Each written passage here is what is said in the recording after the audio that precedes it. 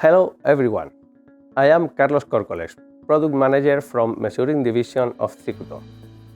Today I would like to introduce our new range of power analyzers for DC applications. I am sure that at some times you have needed to measure electrical parameters such as voltage, current, power, and even energy consumption in direct current installations. In this video, I would like to introduce you to the new network analyzers CBM D41DC and DHC96 CPM that are designed to meet this need. As you can see in the image, Cicutor has two models with the same electrical features but with different types of mounting, panel or DIN rail, depending on the mounting required. The model DHC96 CPM is designed for 96 by 48 cm panel mounting, and the model CBM D41DC is designed for DIN rail mounting with only 6 module size.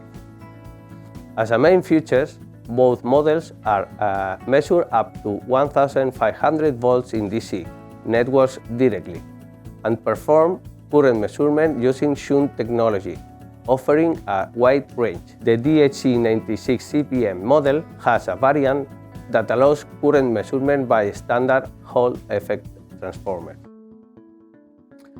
Both models allows in real time send the value of the measured variables and the status of the inputs and outputs through a Modbus RS485 communication port.